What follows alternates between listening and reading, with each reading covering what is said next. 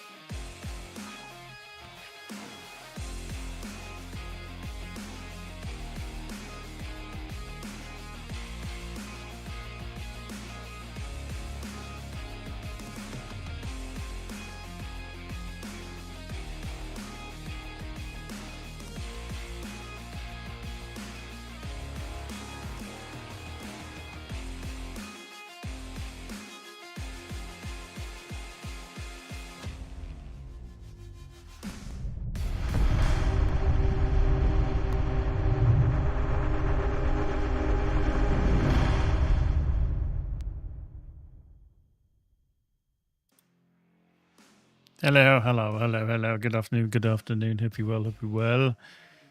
The results. Yeah, I've been doing some testing this week ever since I got the 5090, which, I've been trying to get for a little while. And yeah, we've just been waiting for that to arrive as such. Let me just tweak the music up a little bit so we can have it in the background. So yeah, we've done some testing as a comparative to the 3080 Ti that I had, which is now in Magic's machine.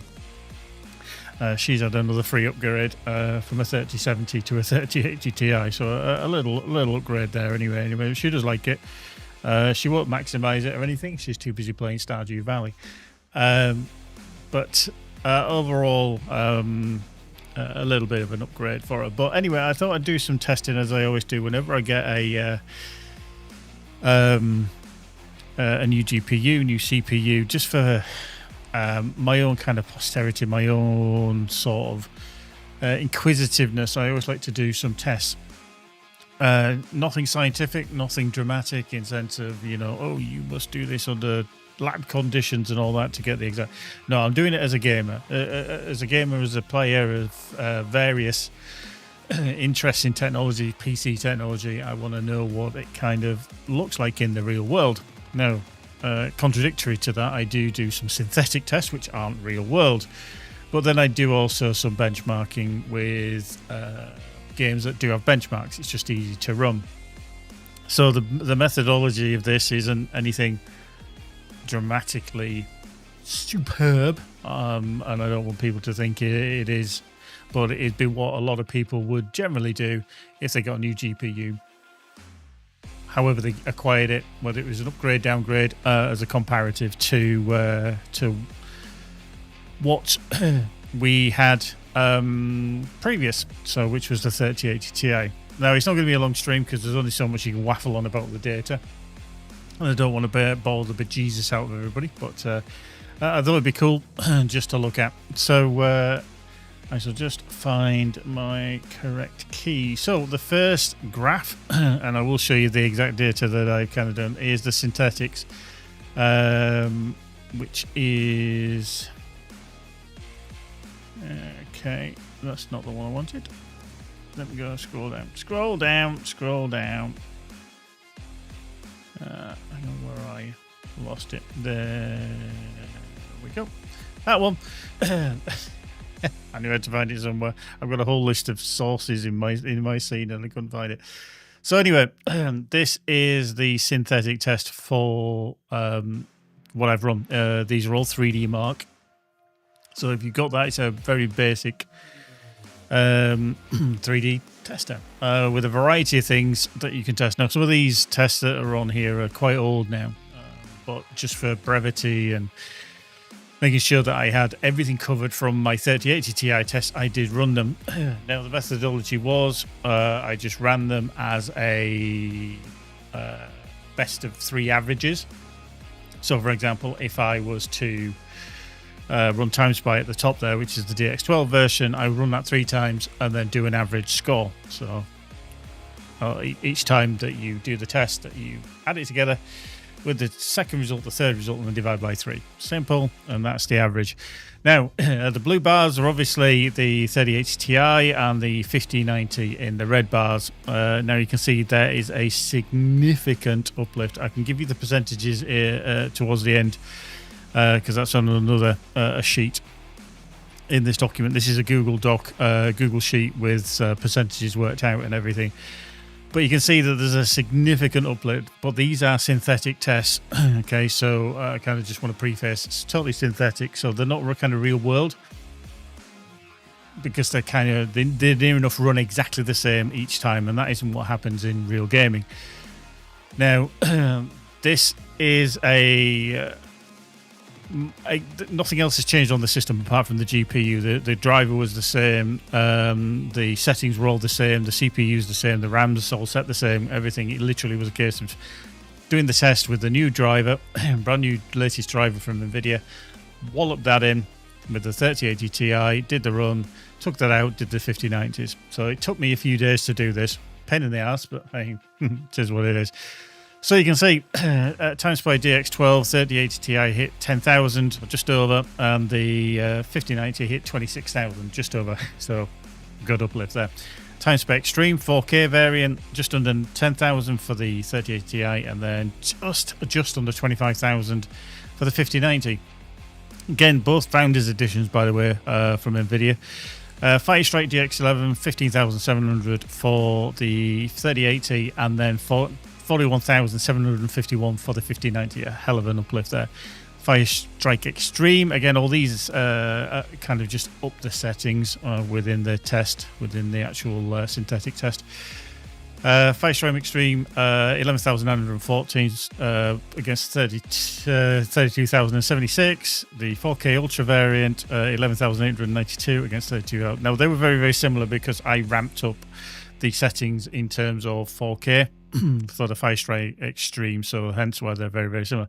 Steel Nomad, this is an interesting one because this is the one I've done the most testing with since, which we'll get to in a little while, but there's some won't say oddities, but it's a very short test, but it is the latest one. So with the 3080 Ti, I got 4,902, and the 1590 was 13,717. So that's a distinct uplift on that. Now, Port Royale, I have put it in brackets there. It will only run at 1440p, and this is, I don't know if it's just a restriction, but it will only run at 1440p. So I ran it as a 3080 Ti. I got 12,787, but then you can say whoosh, nearly 3 times the amount, because it's a ray tracing test, synthetic test is Port Royale, of 35,259. Now this is just a GPU score. There was obviously an FPS score as well that you got as well, but I literally just ran this as the synthetic benchmark number. So it's a GPU score for the average. Now, another set of synthetic tests that I ran, Unigene. Again, very, very old are some of these tests. I think some of them have been out since about 2009. So if you know of Unigine rather, Heaven, what's the other one called? There's Heaven, Valley, and then Superposition, which is the latest one, which is basically a 4K benchmark. So that I've been doing those tests again, only because I've got the clarity on those. So this is the test on there. Now, this is again at 4K. It was kind of a result that I pushed at 4K because obviously I wanted a comparative because I'm playing on a 4K screen. So at 4K, Heaven 73 on the 3080 Ti, in the 5090 177. So again, a massive increase there. Unigine Valley, again 4K 73. 4K for the 5090 was 176, so they're very comparative. You can see that. Now, the interesting one, which is the Unigine Superposition, which is a 4K test specifically, I was getting 118 frames per second average on the 3080, and then you can see again synthetically 303 on the 5090. Quite a significant uplift. Now, I knew there was going to be an uplift simply because you're going up a generation. But I'm actually going up 2 generations. Obviously, I didn't bother with the 4000 series. I'd had the 3080 Ti, I think 3.5 years, something. I think I got it in 2021, late 2021. So I've had it about 3.5 years. So it's not a bad card, really. And I bought it new as soon as it came out. So, but I didn't see the value. Now, again, synthetic. They're not necessarily real world. You do the test, you do the test, you do the test, you average it out. Now, the one that I know that most people are going to be interested in is how it works out with a game benchmarks, because we're all gamers. So I picked out quite a few of the games that I have that have benchmarks. I can't test them all. There's probably some that I've missed, forgotten, or anything. It was just some that I actually had available. But anyway, let's just switch to those. So the games we tested: Assassin's Creed Valhalla, GTA 5 Enhanced, that's the latest version, with DLSS on, with ray tracing on. Division 2, Cyberpunk 2077, then with DLSS on, and then RT on max. Dune Awakening, that is the character creation stroke benchmark that you can download for free. Did that and with DLSS. Monster Hunter Wilds with the basic DLSS and ray tracing on, and then Black Myth Wukong without ray tracing or with ray tracing on. So again, these all were 3 tests of each. So this is where the majority of my time took, because it just took forever. And the worst offender on this, and I have to add it, is Monster Hunter Wilds, because their benchmark is quite significantly long.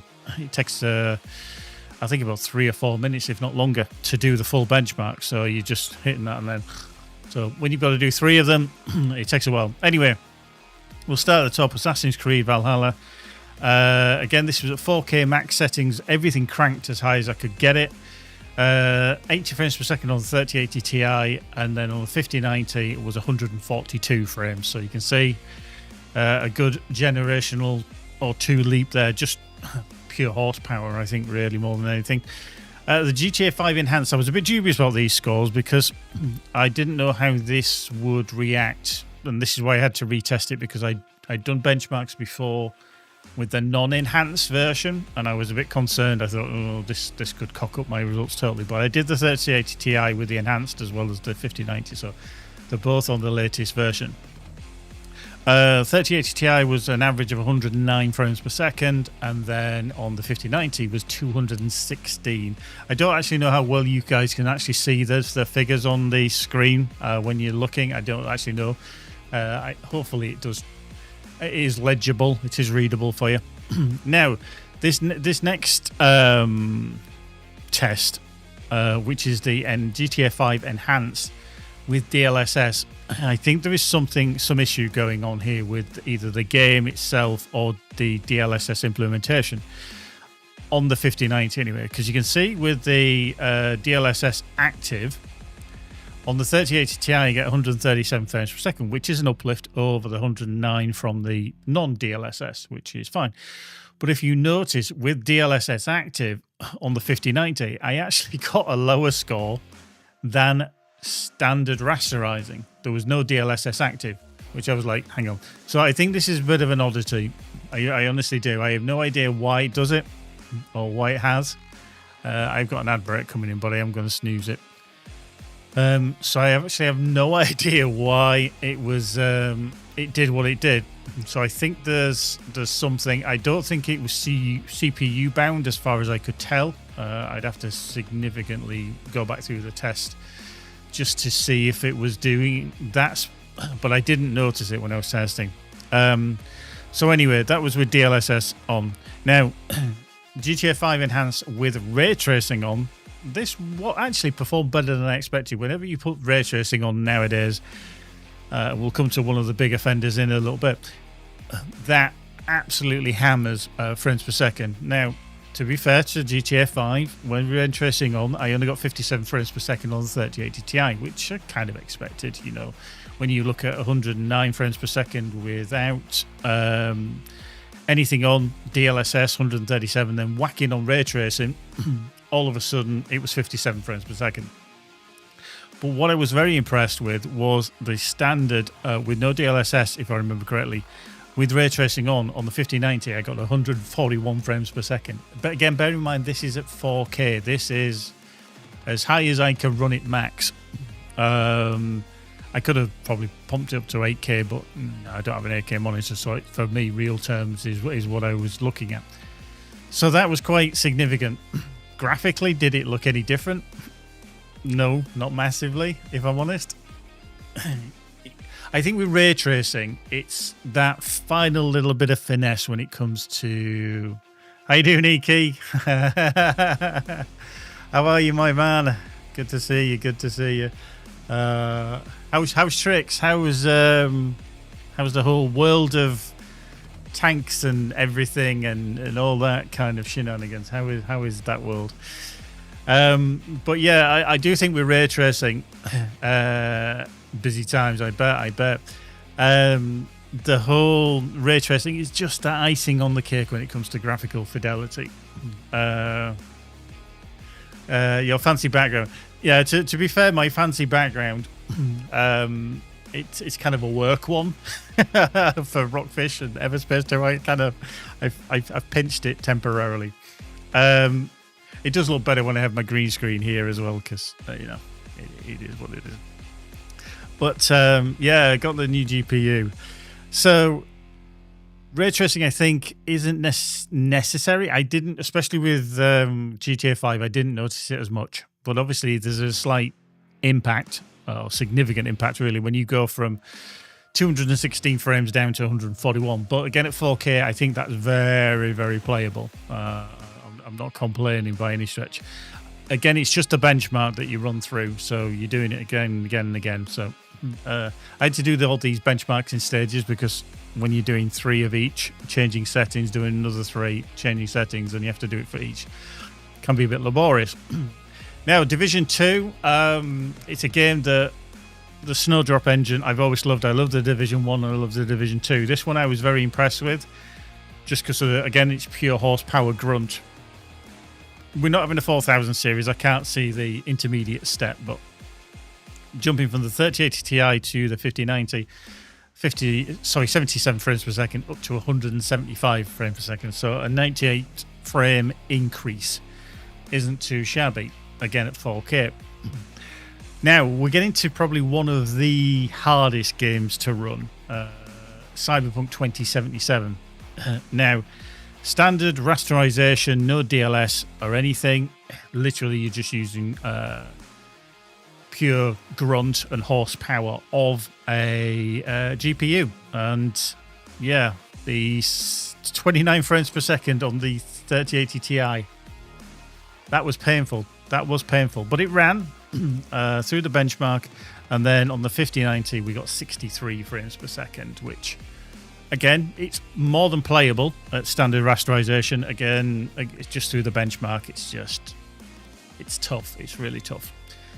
Throwing in DLSS in there, 64 frames per second on the 3080 Ti, which is 100% increase over the 29 frames that I got without it. And then you can see, again, 100% increase with the 5090 as well. Now, this was the killer. I did this kind of for shits and giggles, and I think you could just about make it out. The 3080 Ti with ray tracing on max, literally path tracing, everything was on max. I had no DLSS on for this one. And it was painful. There is going to be an ad break coming up in a minute, which I'll have to stop. So as soon as you see an ad, just let me know, and then I'll stop. This is specifically people on Twitch, by the way. So ray tracing on max. I couldn't even get the 3080 Ti to complete. I think it ran out of VRAM. I've got 12 gig and it would not run. And literally, it was painful. It took about, I want to say 10 minutes to complete the test, because it was literally less than 1 frame per second. And I've put 1 frame there just because it was a frame that it kind of displayed, and just so you could actually see it on the chart. So that was literally kicking its ass. Consequently, when you look at the 5090, that actually completed it, and it did actually do it. And it was an average of 32 frames per second, and that is at 4K with full ray tracing, path tracing on. It was quite nuts, really. It really was. I don't know if you're getting an ad break any time now, but if you are, I do apologise. So yeah, I was a bit concerned about the 3080 Ti. I think if you're going to do any kind of ray tracing, you have to use some of the upscaling technology just to get it to run. And that's only a 2 generation ago card.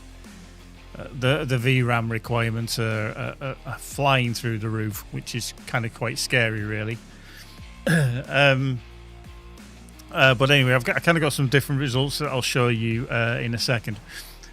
Dune Awakening, again, is the upcoming MMO. I'm a bit dubious about this one, how good or bad it's going to be. I got my doubts that it's going to be a bit... but anyway, you can download it on Steam, have a look at it there for a benchmark and character creation, which you can then put into the game when it comes out, if you so wish. Standard rasterization, 42 frames per second on the 3080 Ti, and then 88 frames per second on the 5090, which wasn't too bad, to be fair. And then throwing in the DLSS, we pretty much doubled again across the board. Although there was a bit of a uplift on the 3080 Ti because we went from 42 to 85. Yep, ad break is inbound. It's running. It's running now over on the on Twitch, so we'll just hold off. You gotta love the ad breaks. I kind of dismissed the first one, and then it still came back and was doing its thing. But yeah, when we kind of don't know how you can see the mouse. The DLSS one here on the GTA 5, I have no idea why they did that, and I was I was trying to work out whether it was CPU bound or whether it was just literally DLSS, and I don't think it's CPU bound, because even though there's kind of some equations happening, obviously the CPU is in usage, it wasn't like hitting 100% or anything. So yeah, I'm not too sure on that one. I'd have to look into it a little bit further. Overall, I think it's generally fine though. And I will show you some of my other results that we have. There's some of my older tests as well. So again, it's not a pure comparison because I'm using different CPU to what I used to do, and different screen resolution as well. So you can't compare apples to apples. You can do it as much as you can, but you can't do a total exact comparison. But yeah, Dune Awakening as a game, I'm not too sure. It looks okay, and I think they're just trying to dig into the whole hype. I'll say it now, from what I've seen of it, is I have a feeling it might be a bit not have a great amount of content, but I don't know. I've not played any any kind of betas or anything like that, so I really don't know how that's going to be. Could be good, could be bad. And if anybody's going to try it when it comes out, I think it's due out in May, late May, if I remember correctly. It could be sooner than that. I can't remember anyway. A few more seconds and then the ad break should be over on Twitch.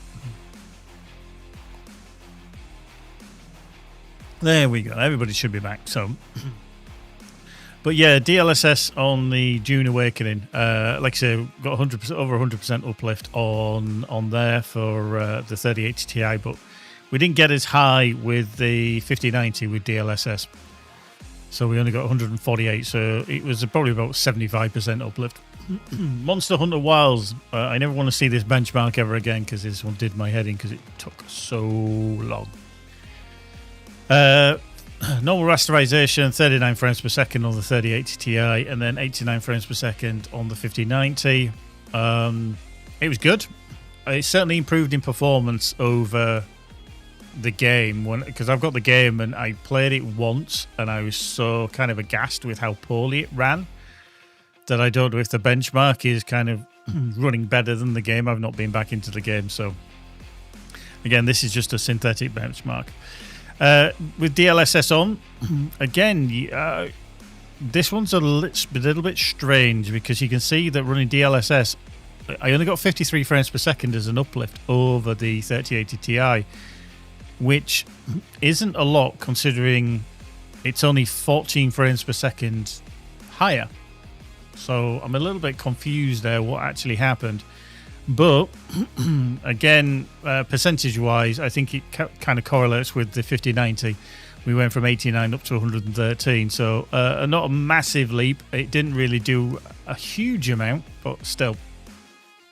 Again, it could be how the DLSS is implemented and how well it kind of runs. But ray tracing on Monster Hunter Wilds as well, the benchmark, which was interesting, really, because without any kind of upscaling and running at standard rasterization, we were getting 39 frames per second. And then with ray tracing on, we only dropped 4 frames. So we're only down to 35 on the 3080 Ti. Similarly, we dropped 8 frames on the 5090. So how we just dropped 8 frames with ray tracing on, I'm not entirely sure. So whether there's not much ray tracing actually happening, it's just there as a setting, I really don't know. One test I've not run before, apart from just with this 3080 Ti and the 5090, is Black Myth Wukong. I didn't actually realise there was a benchmark, so I had to grab this one and run it. Standard rasterization on 3080 Ti was 61 frames per second, and on a 5090 I got 107 frames per second. And then without too much tweaking, just slapped on ray tracing just to see how it fared.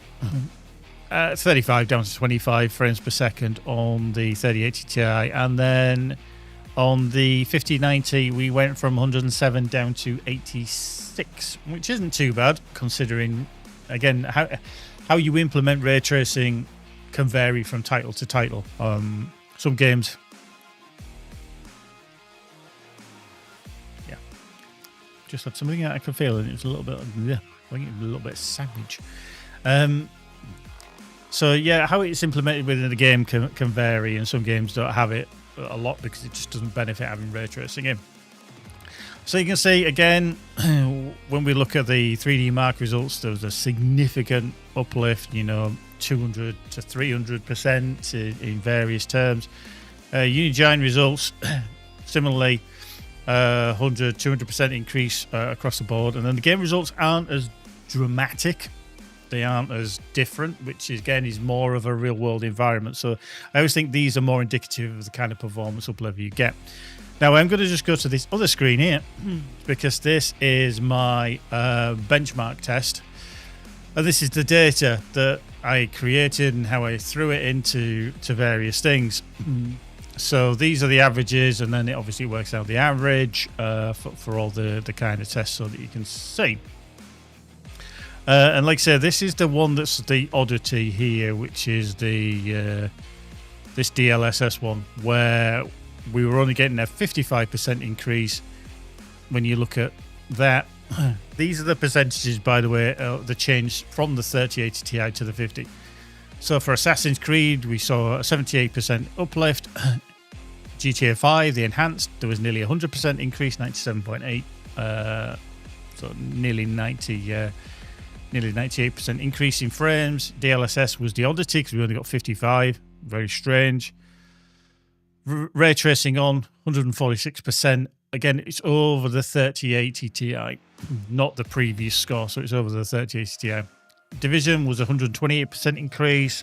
Cyberpunk standard rasterization was 114, nearly 115%.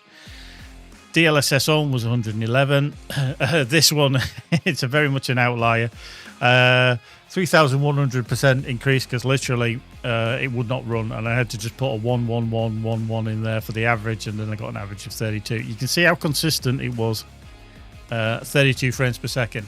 The thing with the benchmarks as well, this one specifically within Cyberpunk, it's not exact each way that you run it or each time that you run it.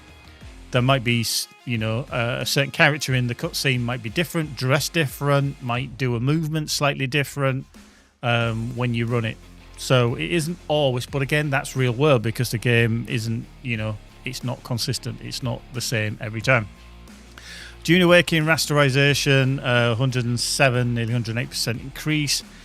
DLSS on, again, a little bit of a strange one that we only got 73% there. And then I have Monkey, yeah, I've got a Founders Edition now, which I managed to pick up earlier this week. So I managed to get it thrown in anyway.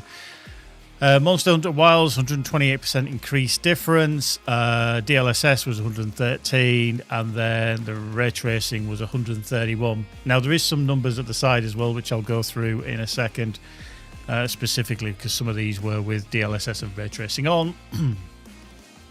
Black Myth Wukong standard rasterization was 75% increase, and then the ray tracing on was a 240% increase over that, so you can see it was doubled and more, which was very, very good. So that was really, really nice. These are your synthetic ones. Down to kind of here, Unigine, all at 4K, 144 for Heaven, 140 for Valley, 156 for Superposition, Time Spy 158, Time Spy Extreme 158, Fire Strike 165, Fire Strike Extreme 169, Fire Strike Ultra 169.95, Steel Nomad is 180, Nearest Dammit, and then Port Royale is 175.75. Now, just to go back up here to the Cyberpunk ray tracing on max, what I actually did do is I tested this as well on the 5090. So I had DLSS on and ray tracing set to max, which gave me 75 frames per second. And then I actually put DLSS on plus frame gen plus ray tracing to max, and I got 133 frames per second. Again, this is just through their benchmark. So I haven't worked out the exact percentage, but you can say that it's like 100% increase over the just the ray tracing with DLSS on, and then it's 400% over the standard with DLSS and frame gen. Same with the Dune Awakening, DLSS plus frame gen gave me 201, so there was another 50% increase. Just under, so probably about another 40% increase with the frame gen on. Again, that's just a rough guesstimate of the overall figure. Let me just put that on an outside one. There we go. And then Monster Hunter Wilds with DLSS and ray tracing, we've got 104 frames per second, which is a good 20%, 25% uplift over the standard.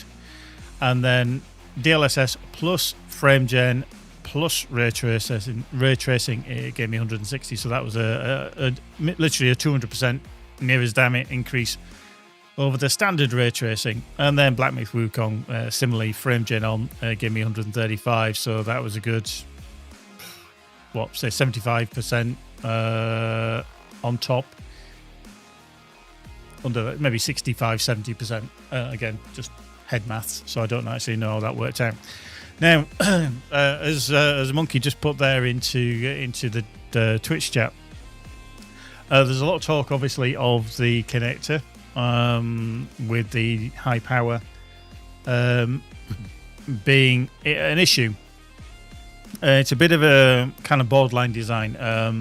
I know there's a lot of, as Monkey said, there's a lot of scaremongering around it, and depending upon how you seat it, can be problematic. However, it has been proven that if there's for whatever reason, it decides to put too many amps down one of the cables, that's where you have the issue. I specifically aren't using the connector from Nvidia that comes with it. When you get it, if you saw the unboxing video that I did a little while ago, it comes with a 4-way connector into one. So you're really using 4 PCI Express connectors into one, and it goes into a 12-pin connector, which are 6 live and 6 ground connectors, plus some sensing pins at the top, if I remember correctly. I'm actually using the one that came with my PSU because it's rated as a 600 watt, and hey, it's designed to work with the power supply. I did use the Nvidia connector with the 3080 Ti. I've left that in, and Magic's got that in her PC too. But I've used my single cable variant that I got with my power supply. Now, what I've found through my testing with the 5090 at stock is that it will pull quite a significant amount of volts.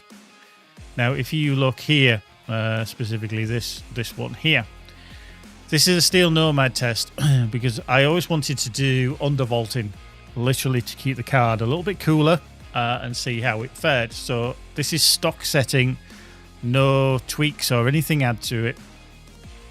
When I ran Steel Nomad, I told you, beer. Now there is a power limit, Iki, just for the comment about overclocking it with no power limit. I told you, beer.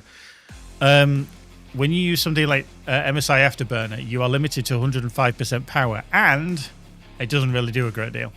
We're literally at the limit anyway. So there's actually no benefit to it, ironically. So you get an extra 5%. You can't go like 120% or anything like that. But at stock, it was pulling 1.075 volts. Monkey, thank you very much. Oh, viewers of plenty. Oh, viewers of plenty. There we go. Thank you very much for that, my friend. Appreciate it as always. So yeah, at stock, it was running 1.075 volts. In Steel Nomad, I was getting 137 frames per second, and it was pulling, the highest that I saw it pull was 589 watts. Now, bearing in mind that that cable is actually rated to 600,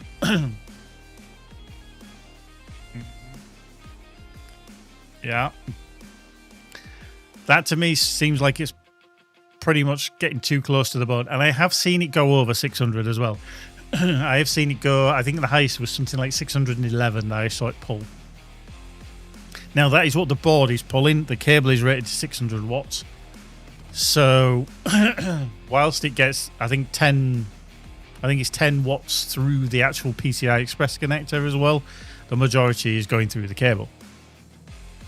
Now, that translated into, when I ran Steel Nomad on DX12, to a temperature of 71 Celsius.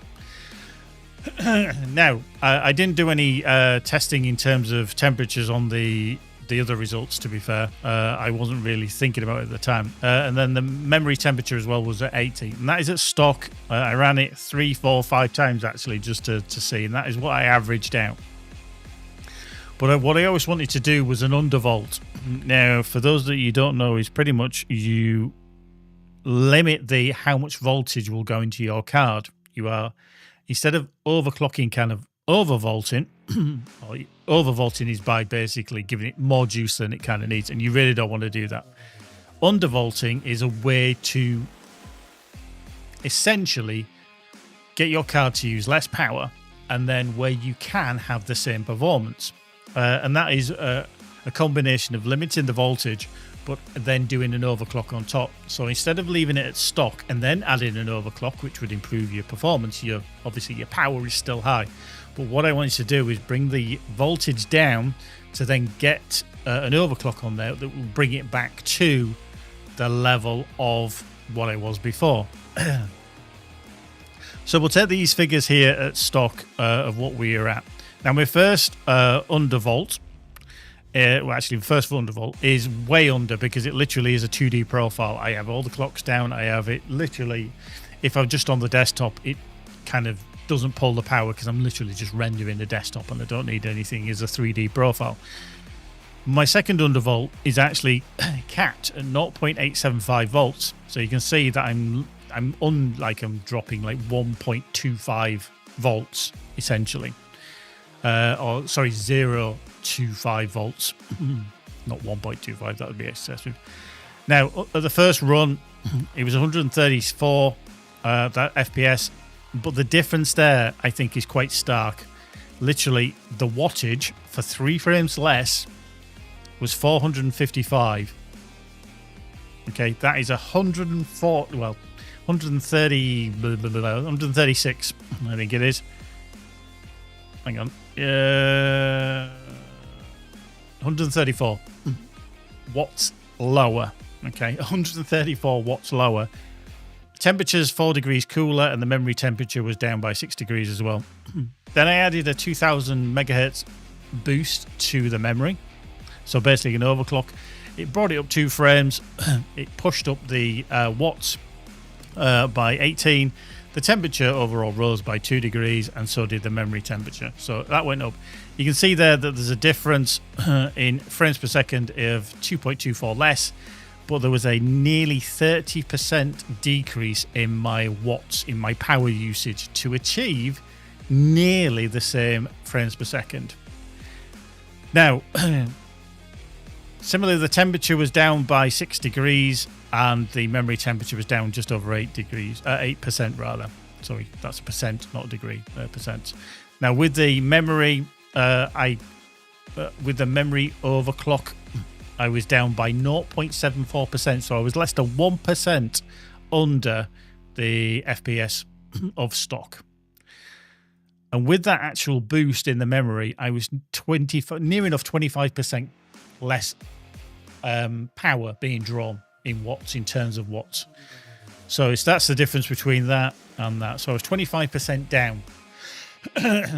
Temperature was just under 3% cooler, and the memory temperature was just over 5% cooler as well.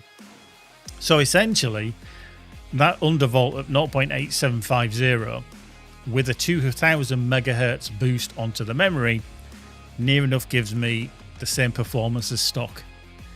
But that the biggie is this percentage here in the middle, which is your watts and how much you can reduce that by. So for near enough 25% less power that I'm putting into it, the cable, in essentially 473 watts, is giving me the same performance. That to me is a big win. Now, some people obviously who are chasing benchmarks and stuff like that, they are going to be pushing it as hard as they can with, whatever CPU they've got or whatever. Now, there are other ways that you can kind of do. I did another test with 0.890 volts, so a slightly higher limit. I got exactly the same FPS. I reduced my watts down to 492. The temperature was 69 and the mem temperature was 78. When I added the 2000 memory boost onto it, basically an overclock, I actually got higher than the stock. For 139, my watts were just under 500 at 496. The temperature was 69, remained the same, and the mem temp, for some reason, I have no idea why, again, it was a bit of an oddity, that was down at 76. So, again, I think that's just a little bit of an oddity. Even though I ran the test 3 times, it just, it changed. So, percentage-wise, there was no change over stock with the flat voltage, no memory. There was a near enough 20% reduction in watts. There was a 3% reduction in temperature and a 2.5% reduction in memory temperature. With the memory overclock, I actually got 1.44% more frames. I got 18.75% reduction in watts, Similarly, the temperature was just under 3%, and then my memory temperature was down by 5%. Again, I think that's a bit of an oddity, a bit of a strange one. This undervolt here was a slight tweak. I think that was at... I had set that at something like 0.895, and similarly the bottom one had, but I'd done this bottom one as a 2000 memory initially. So I think this is a bit of an oddity, this undervolt 4. Again, some of these profiles I've changed now, but at 0.89, again, I only got 130 frames per second. My wattage was down to 481, my temperature was down to 69, and then my memory temperature was to 76. With the 2000 megahertz boost on the memory, 130 frames per second, slightly more wattage, 491, slightly more temperature at 71, and then the mem temp at 80. Again, when you adjust the curve in the MSI Afterburner, you can set it as precisely as you like, but there is a limitation with the 5090. I believe it'll only go kind of 1000 or 1 kilohertz above what you set it. So no matter how you do it, it will always be that. Now I'm actually going to find, if anybody's intrigued, I just need to find it. Where are you? Come on. There it is. I couldn't find it. I'm going to put this into chat. This is the actual method that somebody actually devised. I'm going to put it into the chat so all the chats can see it. It's over on Reddit. Take a look at that. That is how the guide is set up and how you can change your curve to basically be maxed out as much as you can. Again, you're still playing the silicon lottery in terms of you might not get exactly the same as somebody else, even though you bought identical graphics cards. Then we went down to the last undervolt, which is this one down here. Again, these are all the tests that I did as well on the Unigine, just while I was tweaking, but Steel Nomad was the more consistent. 0.895, which was a good test, gave me 139. You can see the more voltage you push through, so in this 0.895, I was using 514 watts. Again, way under the limit. The temperature was up to 72. My mem temp was at 80. And when I added the 2000 megahertz overclock to the memory, it gave me 140 frames per second. Weirdly, I got less watts usage. Again, I think there's just a discrepancy there, even after running it several times. The mem temp was under as well, 70, and so was the temperature, GPU temperature was down to 70, and the mem temperature was at 78. So overstock, without the overclock, was 1.44% increase. It was a 15% reduction in power, a slight increase in GPU temperature, and then it was bang on the same memory temperature. But then when we added in the 2000 memory overclock, I got 2.14% increase in FPS, 17% reduction in power. We were slightly under with the temperature of 1.43%, and then we were under by 2.5% in the memory temperature. Now, you kind of got to, again, because you're using a synthetic test, you're trying to keep it as regular as possible, but when it translates into real world, it's not going to be exactly the same. I've got more tests down here that I was doing literally very granular. That one there, again, I was using Unigine or Unigine Valley just because I had that one ready to go.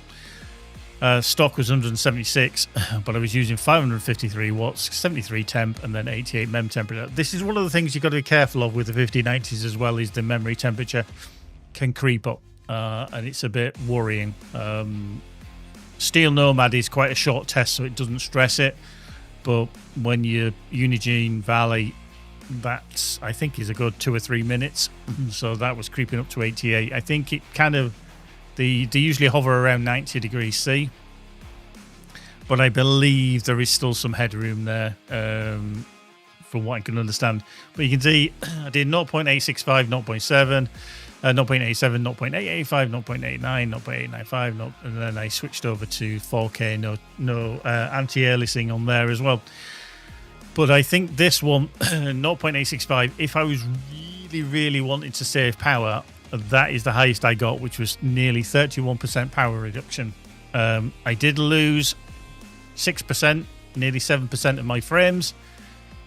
So is it worth it? Maybe not. I had an 11% reduction in temperature, and I had a nearly 7% reduction in mem temperature. So you can see that through these, you're kind of trying to keep it to a ballpark figure. Now, this one here, the Undervolt 5, I got exactly the same frames per second. I had no idea why that difference is there. I must have added that one wrong. Yeah, that's copied the wrong one. I've just worked out that is actually wrong. So that is 63. Oh, yeah, no, 54. Why is that not the same then? Is that once? Okay, because that's pulled that from there. Fair enough. Yeah, that's used that stock from up here. I was like, but yeah. That one, again, 20% reduction gives me the same FPS, but I have 20% less power usage. Temperature was down by 2.74, and the memory temperature was slightly down by 2.27%. So you can see that there's that 0.895, which is the kind of target that you're going for in the Reddit thread that I put, does seem to give you a good there or thereabouts figure, which again, when you're rocking 20% less power over 553 watts, and bear in mind that figure there, 553 watts can spike even higher. I did see at stock over 600 watts, and I'm like, okay. So is it generally going to be perfectly fine running at stock? Absolutely. I don't think there's going to be an issue. It still can't run Crisis. I actually did. It'd be interesting to see what it could do against Crisis. But yeah, I'd be very intrigued.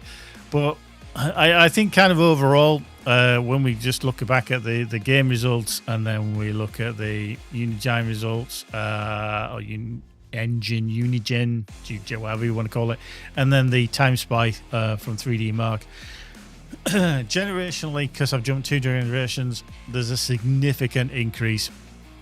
I think where they're kind of just pushing power and power and power and power, and I honestly think that Nvidia could have almost done a better job by tuning things a little bit better and just saying, look, if you run it at 0.895 volts, you're going to reduce that temperature by 20%.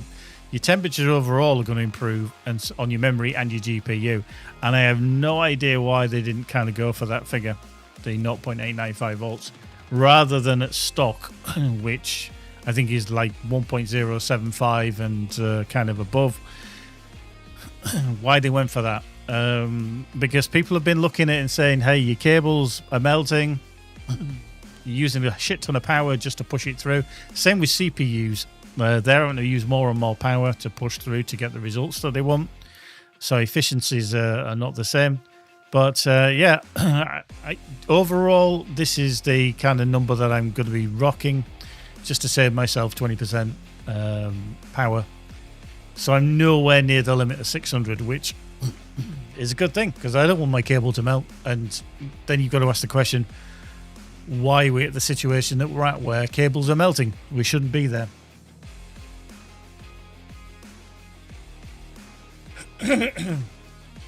So I think overall, yeah, I think it's a nice looking card. If you saw the unboxing that I did earlier in the week, it's a nice looking card. Slightly bigger than the 3080 Ti, not massively. It's the same 2-slot card. It's not huge. It's the same width, so obviously that dimension. Overall, I think it's like an inch longer, and then the actual height of the card is slightly bigger as well. But it's a bit of an engineering miracle, really, what they've actually done with it to dissipate that much heat and keep it steady. I think the highest temperature I saw was in the 70s, something like that. Even These are a little bit problematic because they're only short tests. Over gaming, I reckon 75. I do have a custom fan curve as well set for it, so that as it kind of ramps up, things do improve, which I think is kind of handy. But it's not too aggressive. The only thing I've noticed with the Founders Edition is that you can have a slight bit of cap squeal from the RAM. So if you're kind of sensitive to that, then you might notice it. I don't, even without my headset on. I did a lot of these benchmarks without my headset on, and he didn't notice it. To be fair, it's worse at stock. But if you're kind of sensitive to that kind of noise, then yeah, you may notice it. Apparently with the AIB cards, with the custom coolers and everything, that it's not as noticeable, whereas I did notice it, but only because I was looking out for it, or listening for it rather. So yeah. So yeah, generationally, I think two generational leap has been kind of worthwhile. It's going to help me in my productivity and work. Thank you, Rockfish, which is very, very cool. So yeah, there we have it. A wonderful kind of uplift over everything that you can expect. Nothing massively scientific apart from, hey, I've run this 2 or 3 times, or 3 times for each test just to see what it's like. So if you're ever wondering what it'd be like to go from a 2-generation leap, if you're further along the line, if you're going like from a 2000 series or a 1080 or something like that, your numbers are going to be even higher. But then again, you're not going to be running at 4K, but you might do with your new card. So if you've been playing at 1440p, which I used to do with my 2080 Ti, and then I've moved to the 3080 Ti. In fact, let me just see. See, these are all my old tests. This one's a fun one. Let's just expand this one, shall we? Just because you might want to see this one. So this was a 2560 by 1440, my 980 Ti versus my 2080 Ti. It wasn't huge, and that was a 2-generational jump.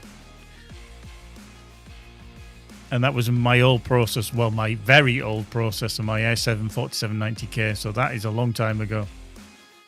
A long time ago. I'm just trying to see if I've got anything else. Actually, let's just bring that one over there, shall we? And then just open that. So that's a 2080 versus a 3080 Ti. Let's see if we can bring that one in. There we go. Hello. Trying to get it in the screen. There we go. So yeah, that's a 2080 versus a 3080 at 1440p. That was the 3070, which was in Magic's card. As you can see, my 2080 Ti outdid it in most, because the 2080 Ti was in blue and the 3070, the Aorus Master, is in red. So you can see, even though I'd gone up a generation, but I'd gone down a tier, it wasn't as strong. So it's not always, hey, I'm going up a generation, it's going to be better. It didn't always work like that. But let's just bring out this one here. Thank you. Let's bring out this one. Let's bring out this one. I did do the Final Fantasy Walkers test that I did on these. I didn't have it downloaded, and slow internet and everything. Right, hang on. Just see if I can get that in, because that's just off the screen. So yeah, this is a 2080 Ti versus a 3080 Ti with the GPU score times SPI. You can see I kind of compared it, but this is at 1440, so the numbers are going to be higher. But because I was running at 4K, I had to retest, which again, a lot of things to do. But you can see a good jump there from the 2080 Ti to the 3080 Ti. But yeah, we'll have a look at this one. Because, hello. Let's get you over there. Thank you. Let's open this one up. Whoop. This one's a game test that you can all see. Just squeeze that back down so you can see it all. Yeah, so this is a kind of comparison. Not a massive jump.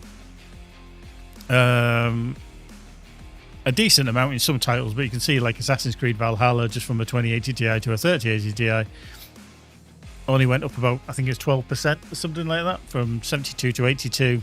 Immortals Phoenix Rising, 81 to 96. GTA 5, that was the old version, not the enhanced.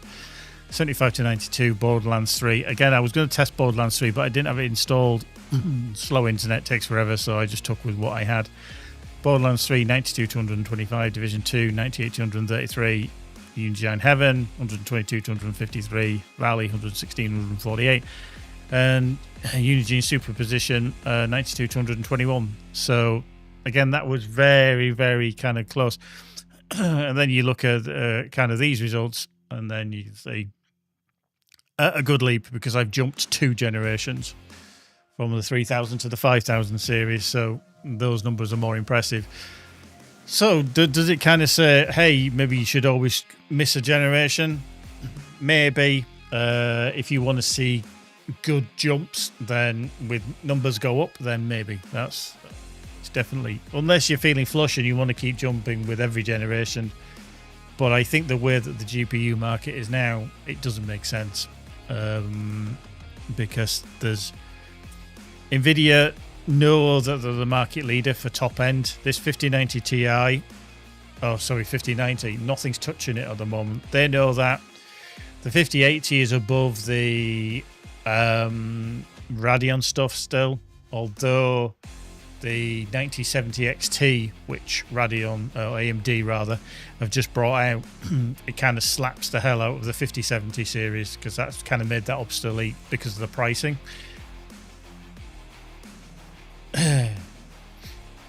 It's a difficult one, but if you are jumping generations, then yeah, you'll see an increase. Do your due diligence, check out all the different reviews, check out their scores, all the different tech places that have results. And certainly AMD are on top when it comes to the CPUs. Intel are supposedly bringing good results. Again, who knows? We don't know. But yeah, there's nothing to match Nvidia currently, which is a shame at the top end, because we definitely need somebody to come along and really push them along and say, hey, the gamers need something. And the problem is that Nvidia are an AI company. I think it's something like 95% of their wafers that they get manufactured by TSMC all go towards AI cards now. The rest, the scraps, are given to GPU manufacturers, and that's what we get. So that's why we don't see huge leaps, because we're not the focus anymore. We used to be, but we're not anymore, which is a shame. So anyway, there we have it. That actually went on longer than I expected. An hour of talking about my results. But yeah, I thought I'd throw that in just because it's benchmarks. People like to see numbers, and again, it was just a kind of, I want to say, real world results in terms of how I've done it. Not necessarily scientific totally, but I'm a gamer. I think most people would just go in there, run a benchmark, throw in the new card, run a benchmark. Hey, look, numbers gone up. Boom, there you go. So yeah, averaging it out, giving it a nice little graph like that. You say, I do this. All these graphics take me ages to do this. Really has taken me ages. But no, I think it's cool. For me, I'm happy. I'm keeping the power under control. I shouldn't, touch wood, have any issues with the power, melting cables or anything like that. But I will keep an eye on it. Check the power draw. But yeah, we've got some good factual results here of how much you can reduce it over stock. Because when it's pumping 1.075 volts through your graphics card, or pulling the 1.075 volts, and it's using 589 watts to achieve that, why the hell would I do that when I could run something down here? I don't know. That one, for example, undervolt 3, knock 100 watts off my power consumption. All costs.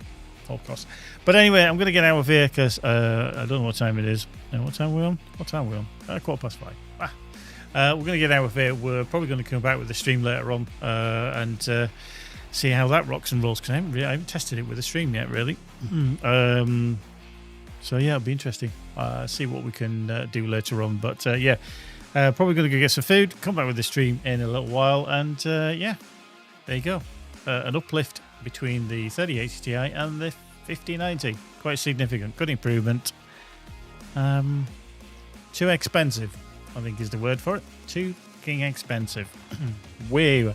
And I got it in MSRP as well. I didn't overpay. I was very, very lucky. I didn't scalp it or anything like that. I didn't pay any of the ridiculous ones.